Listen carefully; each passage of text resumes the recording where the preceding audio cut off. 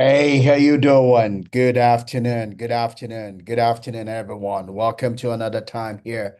Welcome to another time in the upper room, another opportunity and privilege, to start to do life together. Basically, we study a book, and through the book, we do life together. I share my life experience with you as we read through the book and we'll learn from the book. And we get better by doing this. That's why we do this. We get to do this 2 p.m. West African time every Sunday, except when I have some other engagement and I'm not able to make it. But thank God we're able to make today. So welcome, welcome. Coincidentally, it's the last day of November, the year 2025. For me, it's the last day of the month because my 2026 starts typically on December 1st. So it's been a great year. It's been a great 2025. I came into this year with high hopes. I put down some vision. I put down the number of travels I was going to make. I made many travels, went to strange places. So it was a success. It was a success on every ground I could look at. I didn't get to go to some countries I wanted to get to, but I went to countries I didn't plan to go to, so that's good enough for me. So I had a good human experience here in 2025. And I'm looking forward to 2026 to even be a better year, better year, better year. I'm beginning to have visions of construction, uh, yeah, so I have great expectations of 2026. My vision is large, and I was listening to here Napoleon Hill this morning, and it was saying that our vision has to go beyond your present limit. It has to be something, not just something that you admire, but something you chase after. And that's kind of vision I'm beginning to put together for 2026. I see me moving to a new place. I see me building four structures in 1 year. I see me doing great things. And I'm hoping that you also have a good vision for yourself. You have a vision to chase after in 2026. You have a vision that would give you energy, that would give you energy, that will give you power, that will give you strength. You have a reason to wake up every day. You have a reason to go to bed spent, to rest for the next day. You're not going to be one of those that are just going to be drifting along in 2026. You're not the one of those that are going to be chasing after shadows in 2026. You shouldn't be. If you ever get to spend time here with me, you shouldn't be. What? You shouldn't be. Well, excuse me. That's your lessons. We'll spend this time together to make sure that we have the right vision, we have the right energy, we have the right outlook, to so that we can chase after a good vision for our life, so that our life will be one that uh we are glad. We're glad to be going through. And at the end of our day, we can say we have gone through, successfully, so that's why we gather, that's why we help to, sharpen one another up, exchange ideas, encourage one another, and give each one a vision to live by, to run after. So I hope that's what you're getting each time you tune in to me, whether live here, on the YouTube channel, on my blogging site, here on Facebook, uh, later on transmissions on different places on LinkedIn. Wherever it is you come to join with me, I hope that's the kind of vibe you're getting. Something that is and energizing you to live, to enjoy life. Right? You're here to enjoy life. You're not here just to pass through. You're not here just to float through. You're not here to drift. You're here to take charge of your life, and reign in life, and have the best year, the best life, anyone in your clothing, your body could have ever had. God wants us to enjoy life. Scriptures tell us that He richly gives us all things to enjoy, right? Don't mind some old ignorant people that I want to tell you that poverty is the way to heaven. Those are people from hell, messengers of hell. trying to prevent you from having a good life. You should know better, you should grow better than that, and I hope our time here helps to liberate you to have the right perspective, the right view of life. Uh, all right, I'm going to bring up my slide here. What we've been doing here, we've been doing a study through our night book, and the series is called The Confidence Game by Maria Konnikova. The confidence game, just talking about con artists, 419, mogul, those are trying to mogul people and trying to learn what they do in a bit that we can sharpen our own skill, not to fall victim of such people. And there's just so many of them. The more I read this, the more I meditate into this, the more I see people that I've seen while I lived out in California, while I lived out in Houston, Texas, you know, uh, a whole lot more than I find in Nigeria. I don't know why Nigeria seems to be overbeaten as the crime world, but there are a whole lot more in the US than you'll find in Nigeria. And even the US, they are organized, registered, government known. It's like it's a part of the culture out there, So the more you can know that, the more you can save yourself, from someone stealing, taking away your hard-earned money.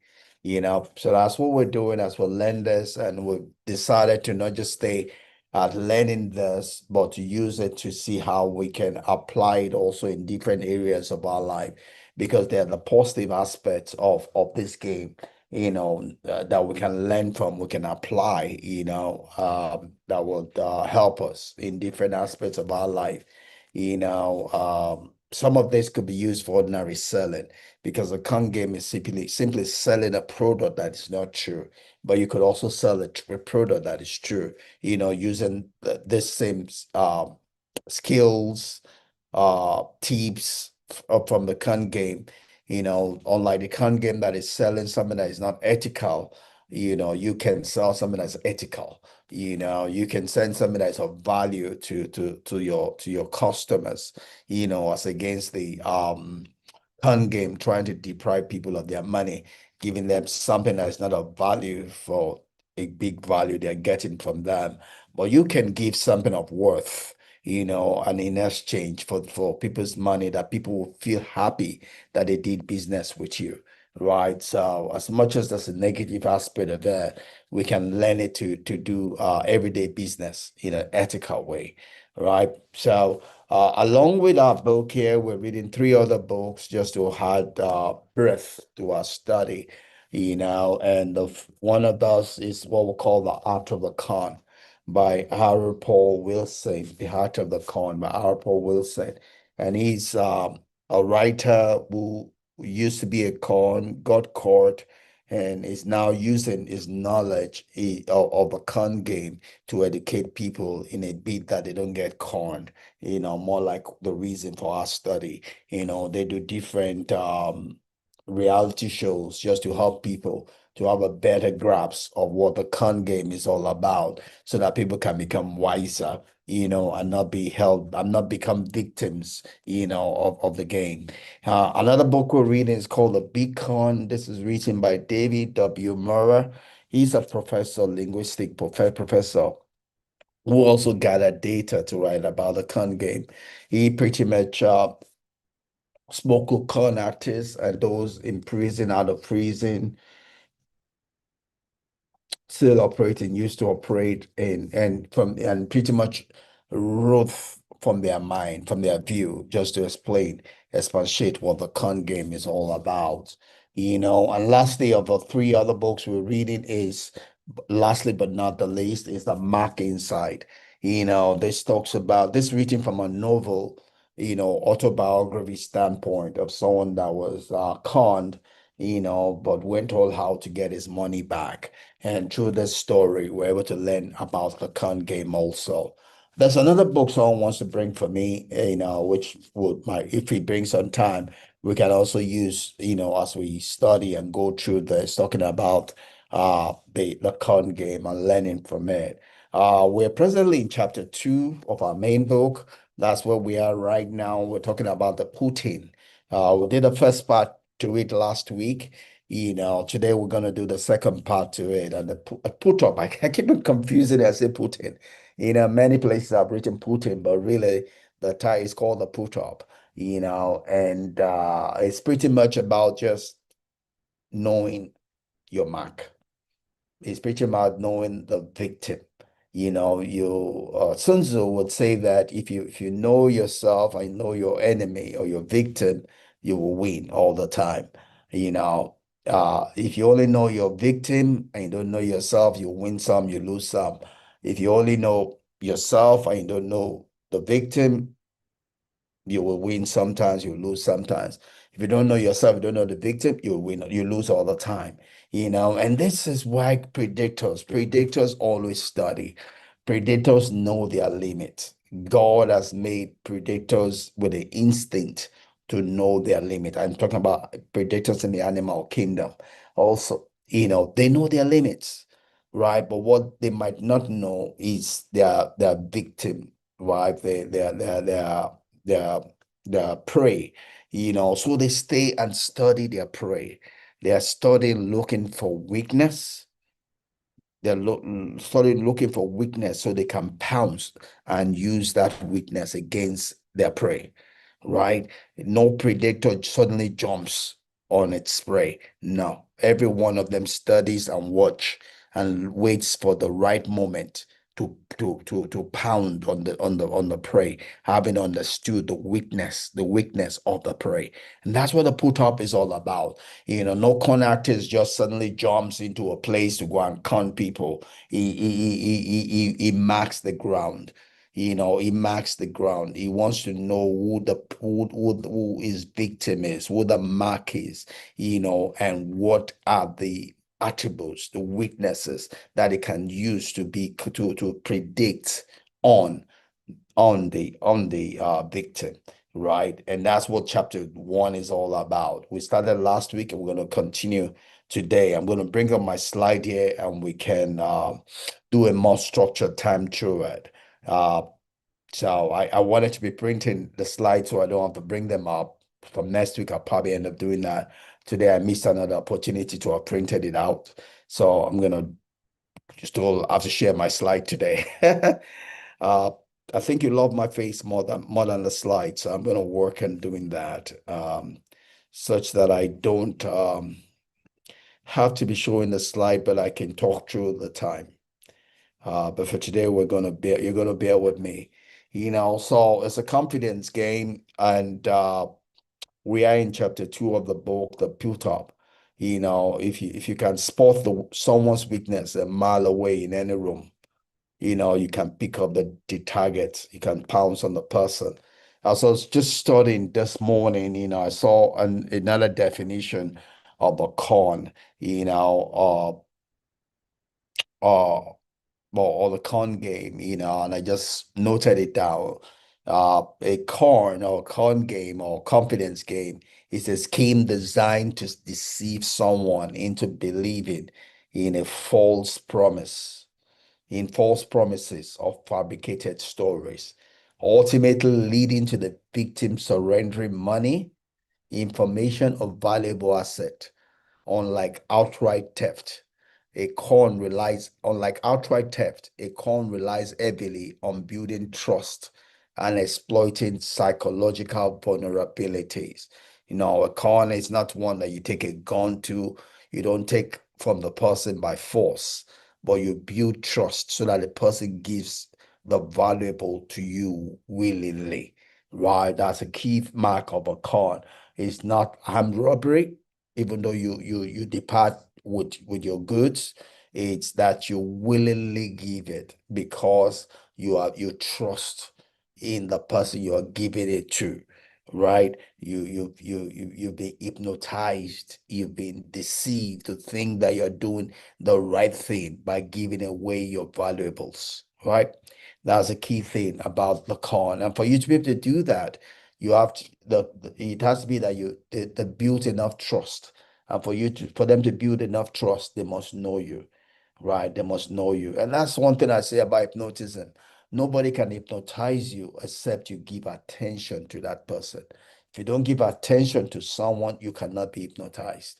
If people are doing any game around and you don't give attention to it, for someone to hypnotize you, you must give attention. You must turn to that person, give attention to that person.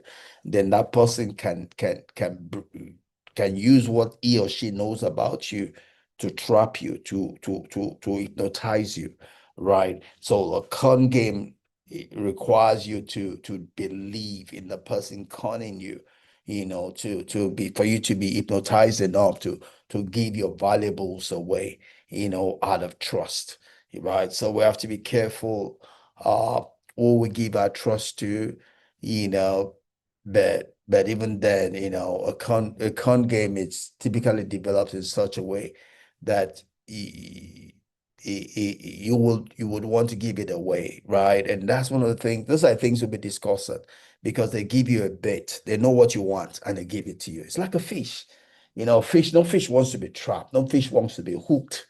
No, no, no. If you show the hook to the fish won't go there, won't bite it, right? But you hide the hook behind what the fish wants. Same thing for everyone that gets conned, is that what you want is covering the hook, right? What you want is the bait. You go for what you want, but hidden behind what you want is the hook that holds you captive, that hypnotizes you, right? That makes you a prisoner, right?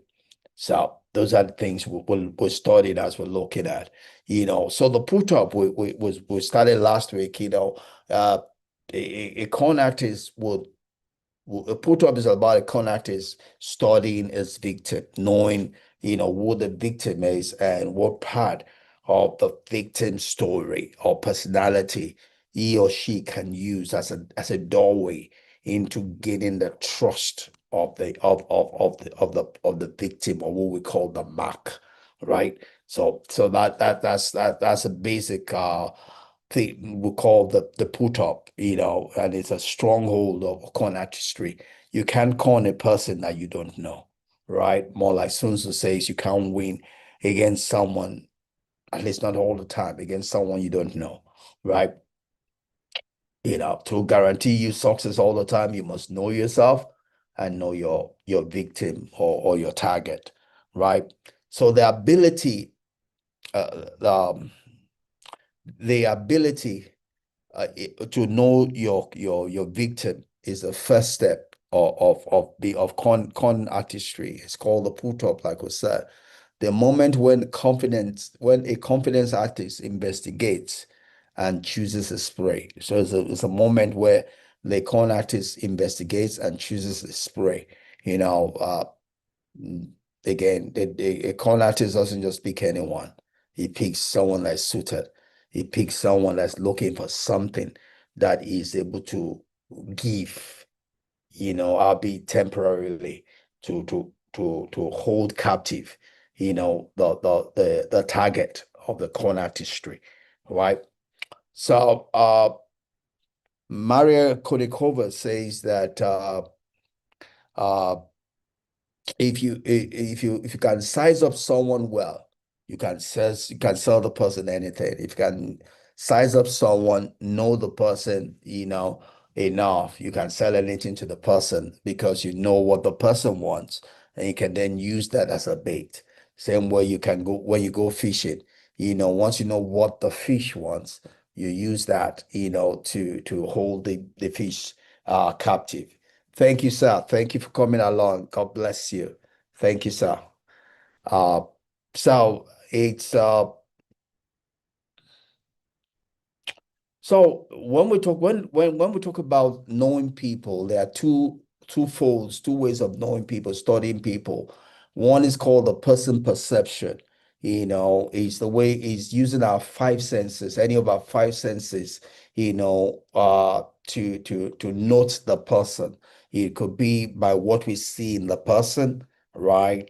How tall the person is, the complexion, what we see the person do, not do. That could be a way we can size up a person with what we see. Could be with what we smell, how the person smells. You might just figure if it smells like this, then it's this or that. And last week I gave an example of a particular smell that I used to associate in one area. I've always done that until I was in Houston and I saw some from Trinidad and Tobago, and I perceived the same smell, but I could not make the same deduction, right? So it's just the first step. Or the first thing that hits my senses is just the first step. Is now how my brain processes it to interpret the person. It's just like all the things we see. Everything that we see is upside down. It's our brain that corrects it, right? When you see me right now, you'll see me directly on Facebook. You will think this is my right hand, but this is my left hand. Believe it or not, this is my left hand. But the way you're seeing it on Facebook, because it has not been processed, you are seeing this as my right hand, but it is my left hand, right? You seeing it on YouTube, you would see this as my left hand because YouTube kind of processes the image, right? Unlike Facebook. Facebook shows it as it is. YouTube kind of processes the image, right? It's if you look at this on Facebook, you won't be able to read it because the letters are backwards, because that's just exactly the way the Facebook mirror sees it. If you look at this here on YouTube, it's processed, it's turned rightly, right? Just like the brain would do to the image that we see, right? So it's one thing to see something, it's another thing to process it to know exactly truly what it is, right? So it's person perception is what our five senses receive, then and will process and will get to interpret who the person is or not, based on what our five senses see, right? So so the first part in person perception is the observation. You observe what you see about the person. You look at the different attributes, then you can interpret it, right? So it's in person perception, you have the observation, the looking at the attributes, integrating it all together, and interpreting the behavior from what you see, right? But there's another one, which is a deeper sense of perception. It's not just your five senses observe, but you being able to interpret the mind that is producing what you see, right? So that's a deeper level of perception or knowing someone. It's not just what the person is doing, sitting, complexion, outward appearance, but you're a a con artist goes beyond that to ask how is the mind operated? Why is this person doing what he or she is doing? Is he an introvert, an extrovert? You know, um, is he an open person, agreeable person? You're trying to know the personality of the person. You're trying to know how the mind is working.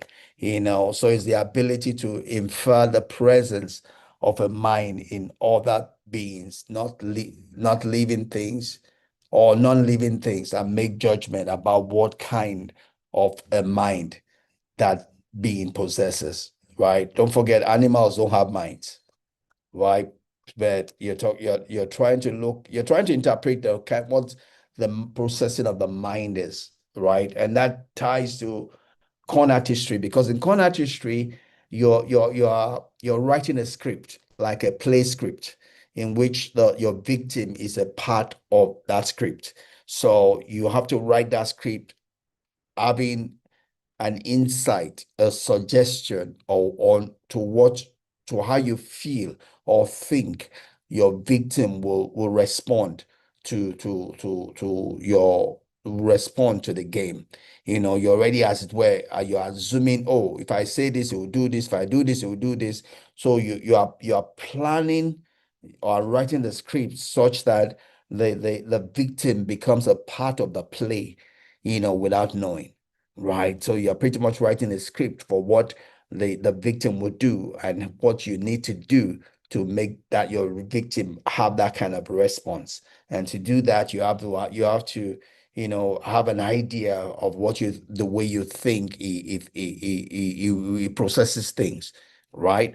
And the a con artist goes to that level of detail, to plan its game, so because it's trying to win trust.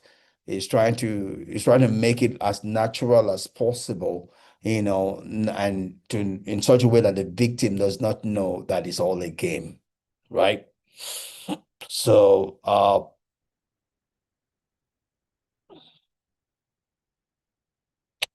So the con artist, is looking at the different cues and response. Just same way we form habits, right? We respond to cues. When we are forming a habit, when a cue, when we have a cue to have a particular habit response, right? We respond because of that cue. And if you're going to do or change a habit, it's not to change the cue, but to change the response, right? Because the cue and the reward stay the same. You could change your response, to the cue to get the same reward, but not but changing the response itself. But all of that is what a con artist studies when he's looking at the victim, looking at the normal cues of the victim, the way the victim responds, and what reward, the victim is looking for, right?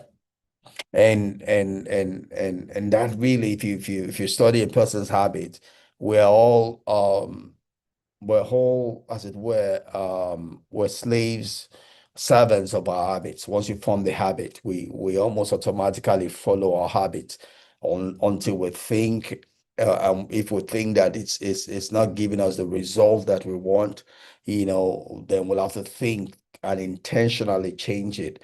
Otherwise, once you form a habit, the bad habit has a life of its own. And all a con artist needs to know is to understand your habit, and use that against you. All right.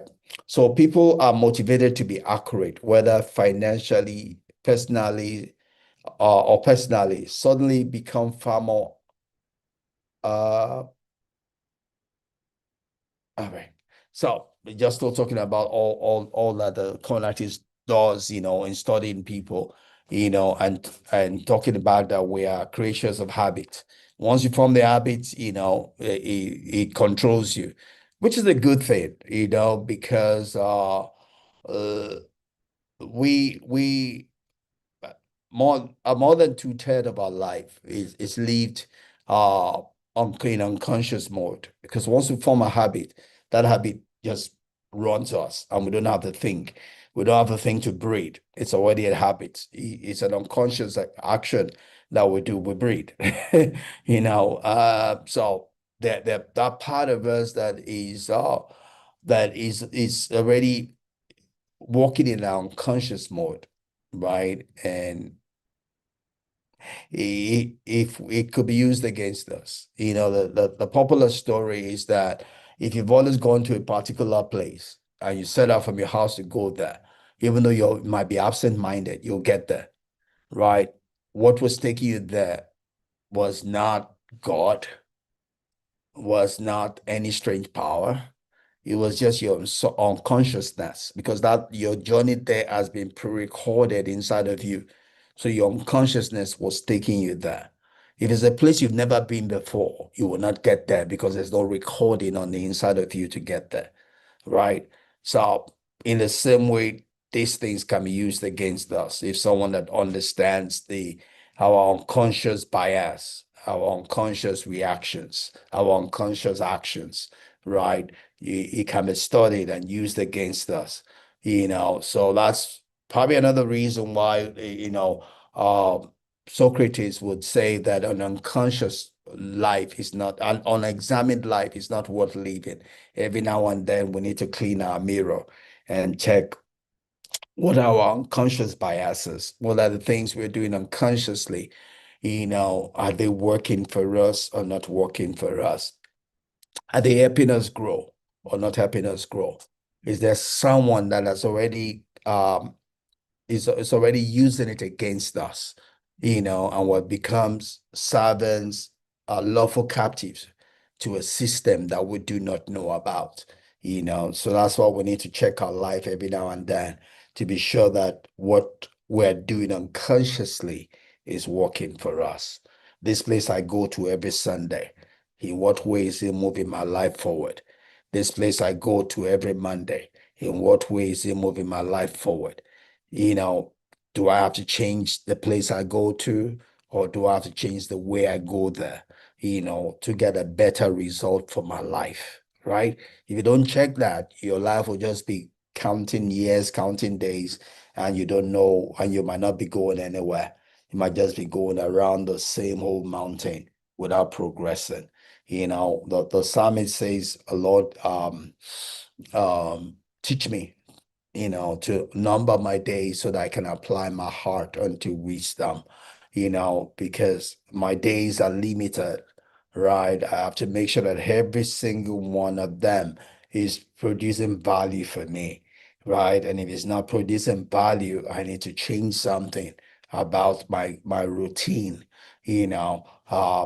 so that I can get value out of my days, because my days are limited, and the extent to which then my life grows is a function of the utility I make of my days, my hours, my minutes, my seconds, right?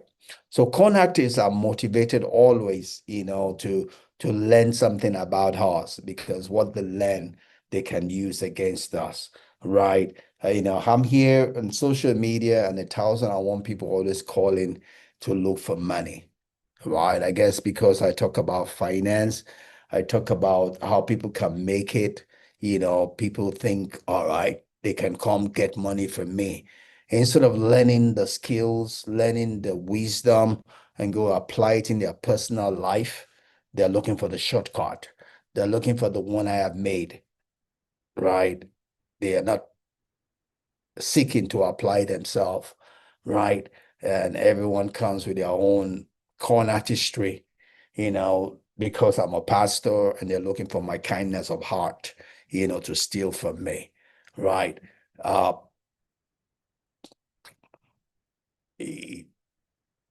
who's the loser? They. I could be the loser if I keep on giving, because me attending to their seeming emergency or their con artistry deprives me of the money I can use for better things, right? So my no has to be cheap, my yes expensive, right? So because they're con artists, like I said, I have a lot of cases in the US, people that will call you, oh, they're raising money for the fire, for the fire, for the firemen, or raising money for the police, raising money for these, for one crusade or the other. And most of them are cons. They're just raising money for themselves. The people will call, oh, I'm from the tax office. You have a lot of them in the US, much more than you find in Nigeria, right? US is the corn capital of the world.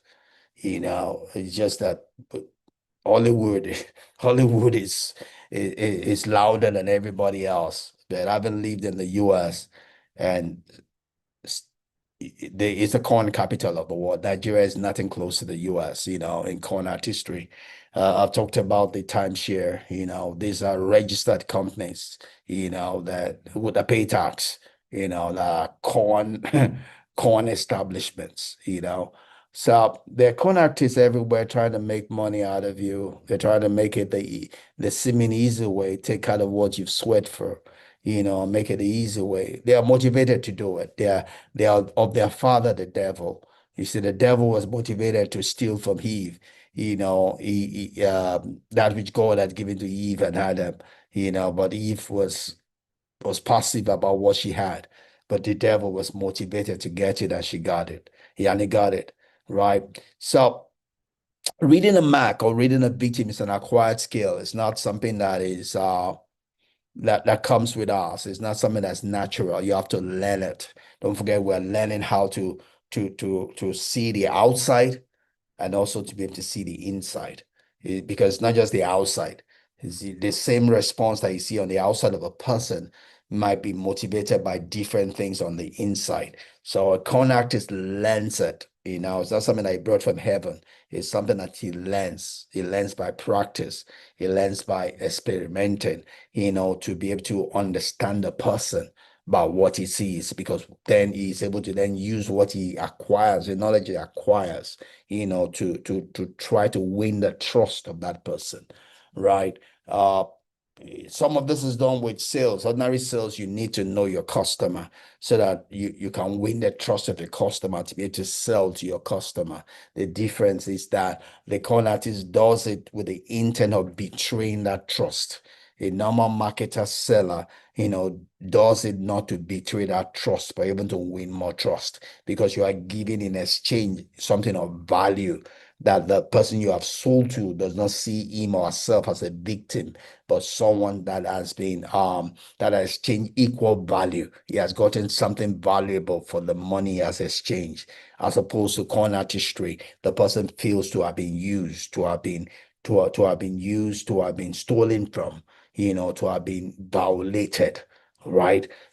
So that's the difference between the normal selling marketing as against, what a con artist would do, but and to do that, he needs to learn how to read the person, right? So when it comes to putting accuracy matters, right? When it comes to understanding your victim or your client, the accuracy is important, because when you miss it on the accuracy, the trust might be lost, right? So when it comes to putting, accuracy matters. And con men don't just want to know how someone looks to them. They want to correctly reflect how they want to be seen, right? So it's not just uh who the person is, they also want to work out how the person sees them. So they display themselves to their victim, in a way that will evoke the way they want that victim to see them, because they are trying to win the trust of the victim, right? So put up is all about knowing the victim in such a way that you can evoke the right response from the victim, and also you control how that victim sees you, right?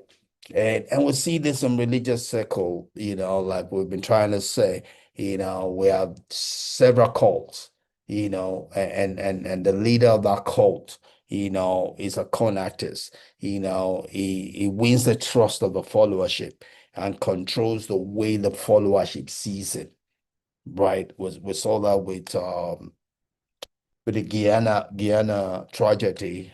Jimmy, what was his name now? We took people out there that took the Kool-Aid and all died with him. We saw the one with that said rapture was going to come. We've seen several ones, and they're all around. But the cult leader is typically a con artist, right? He knows the people, and religion, that says the opium of the people, really is the opium of the poor people. When you're poor, your result is to religion. Religion is the opium. Some rich people do go along with religion, no doubt, but it's more of the poor people.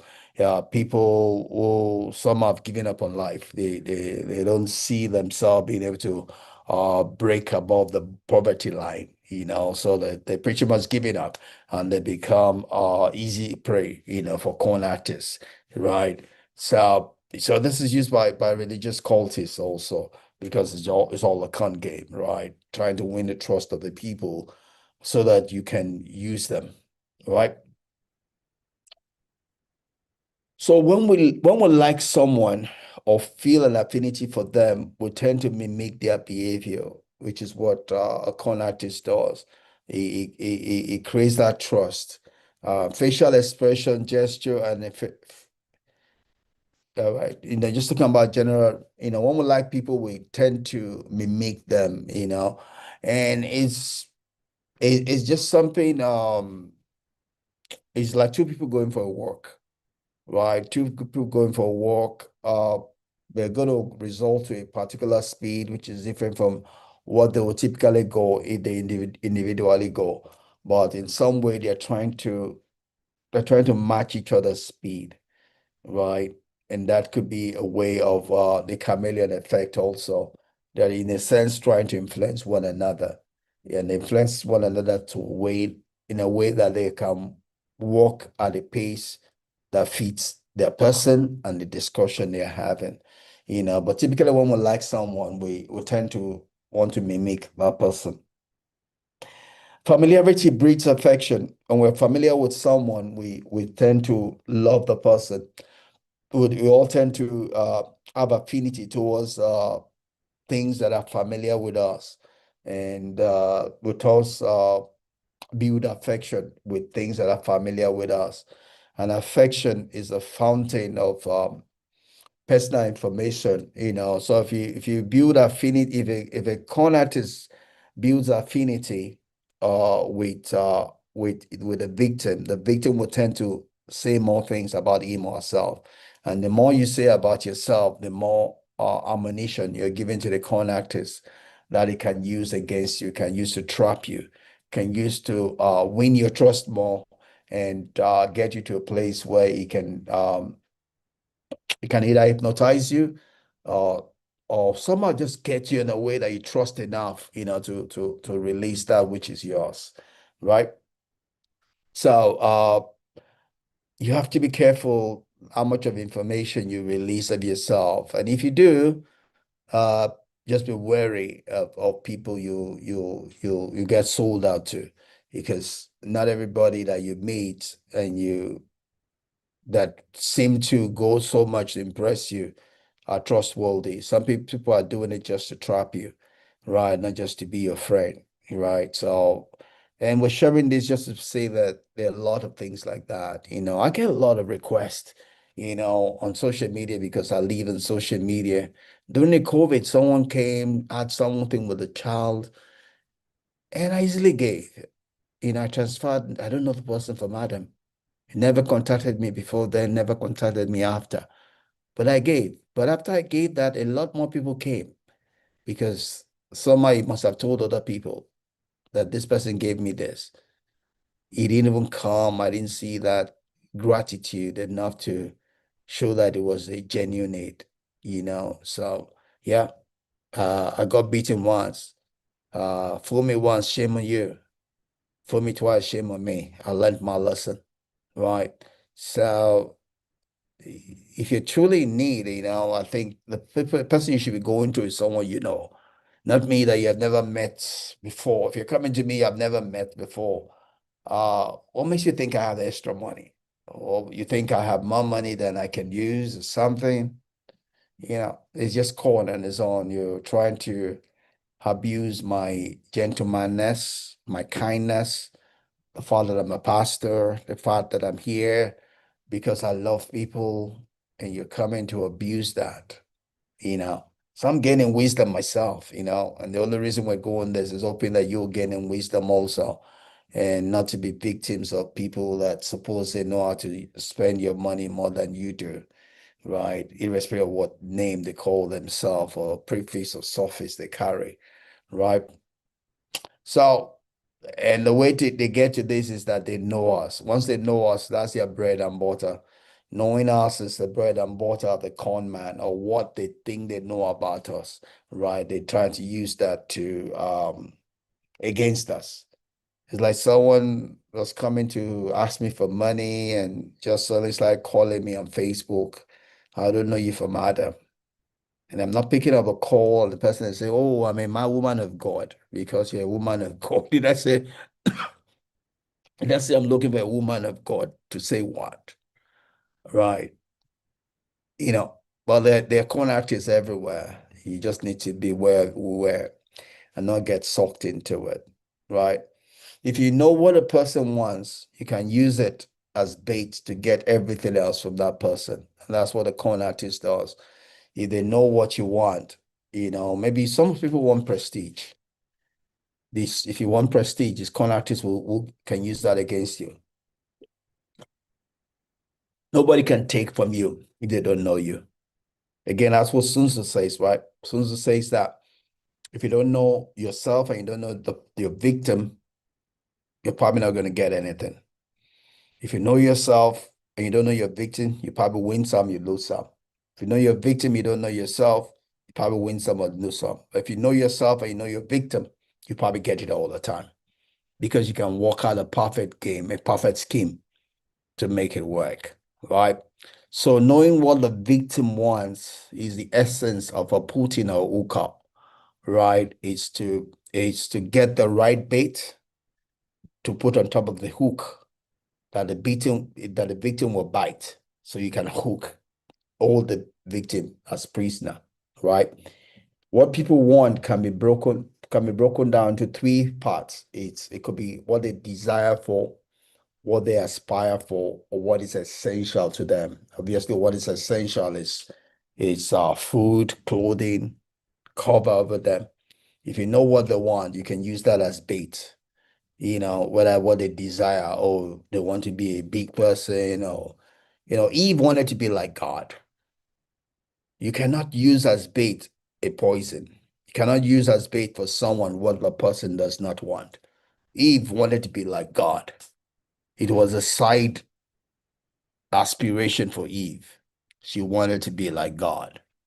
She nursed that idea. If she didn't nurse that idea, the devil would not be able to use it against her. The devil saw that somewhere inside Eve, she wanted to be like God. She wanted to be like God. That's why the devil could use it against her, right? And there's nothing wrong to be like God. There's nothing wrong to be like God. There's a right way to be like God by obedience, not by uh disobedience. We all can be like God. God wants us to be like Him, right? That's why He gave us Emmanuel, God with us. He gave us the Holy Spirit, God in us. There's nothing wrong to be like God, but there's a right way to be like God. There's a wrong way to be like God. The devil came to Jesus and said, bow before me, I'll give you everything. You don't have to go to the cross. There's a right way to collect the keys of the keys of the keys of the kingdom. There's a right way to get men back to God. There's a right way to win over debt, and there's a wrong way. The devil came and said, let's do it fast. You don't have to go to the cross now. I go through the pain of the cross. Just bow for me, I'll give you everything. And there's a way of the cross. There's a fast way of disobedience and worshiping the devil. There's the right way of the pain of the cross and doing it the way God has established it to be. One is with pain, the other one is seemingly without pain, temporal pain. One is with permanent enjoyment, the other one's with permanent, suffering, condemnation, right? Most people will choose the temporary enjoyment, and lose out with the permanent pain. The way to life is to pay the price now. Pay the price through the way of obedience. The devil will always come to say we can do it the easy way. It's deception. It's just temporal. It's just temporal. The glory you will get by doing it the right way is much more than the seeming temporary pain. Pay the price for that which you want. Don't go the shortcut. The end of it is typically death, right? So he found too late. She wanted to be like God, but she did it by disobeying God, and she regretted it. And look at where we all are, right? So we have desires, we have aspirations, we have essentials. The con artist, the devil and his children can use those against us. It's up to us to make sure we don't allow that, right? So once the max need has been identified, the con artist has a reason to approach and leverage to use. Once he has identified what your weak point is, he's able to use that against you, right? It's up to all of us to not allow that. There must be nothing that would desire. We must know our priorities. I guess that's the key word. If you know your priorities, then you know then the devil is not able to have that over you. Scriptures would say that be sober, be vigilant, for you have an enemy. Be sober, be aware, be aware, be in control. Don't be loose. Um, have your loins girdled with the belt plate of truth, and so that you will not be caught, unawares, right? That's important. Don't let the devil use that which you desire, that which you aspire for, or that which you need, to have one against you.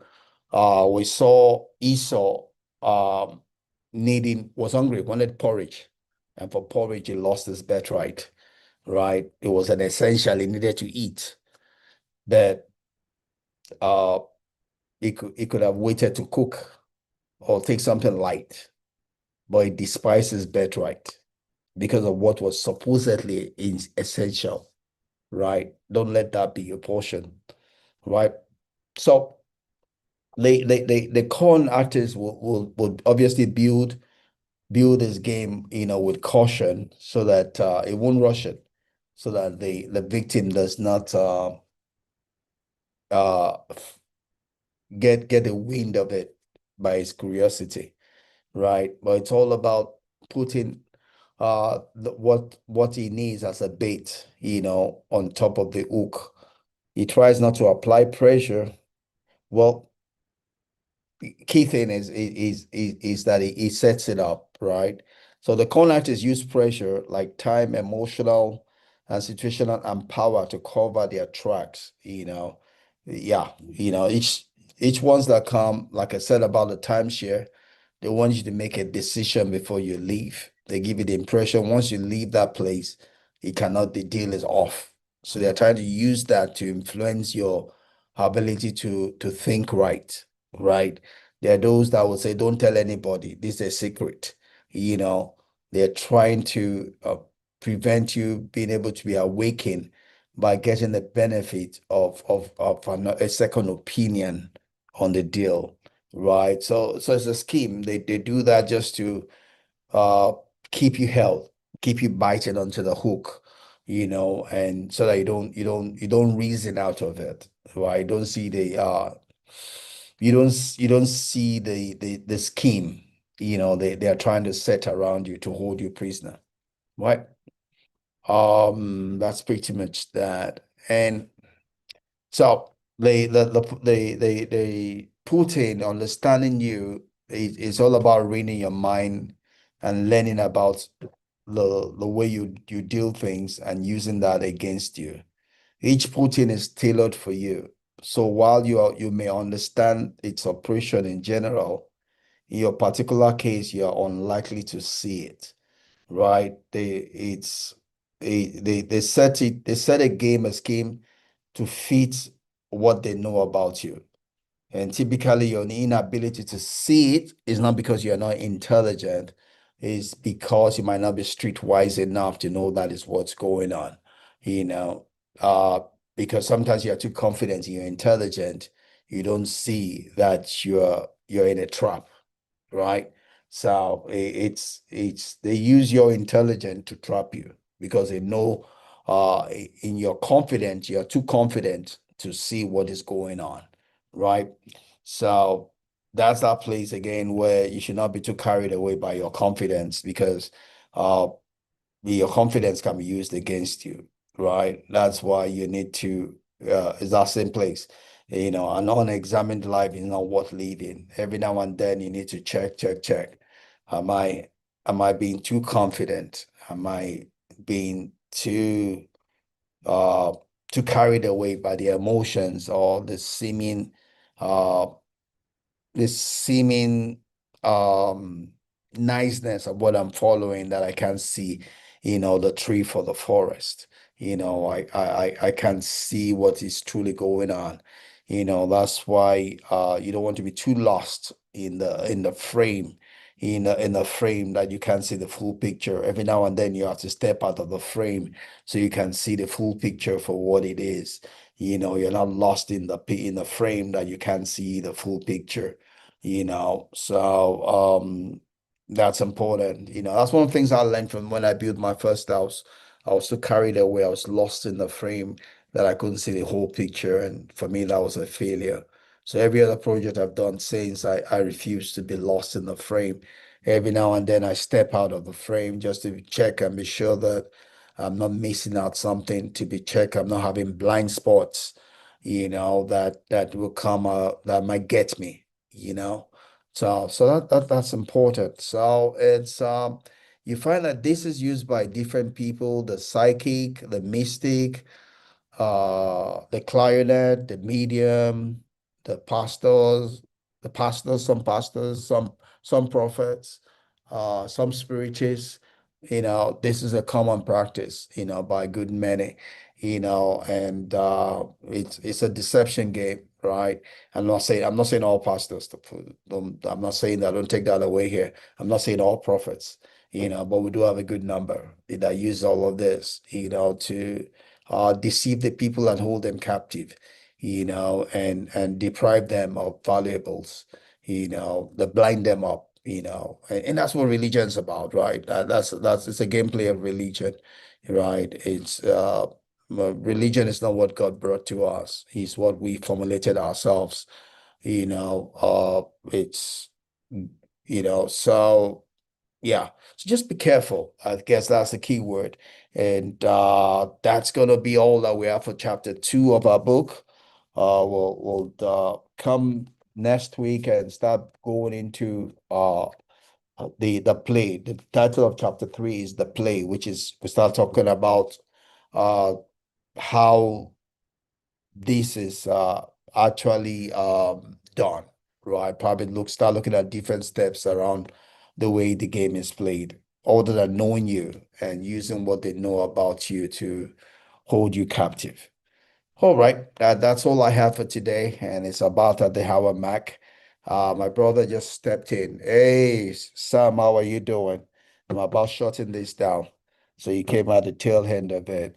Thanks, Belo Ayo, thank you, thank you. Thanks for stopping by. Thanks for everyone on my blogging site. Thanks for those on my YouTube. Thanks for stopping by. I hope you learned one thing or the other about the confidence game, and I hope you will not be easy victim of such in any area of your life. So we'll be back next week and we'll continue discussing in this wise.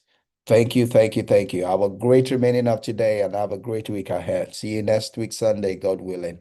Bye bye.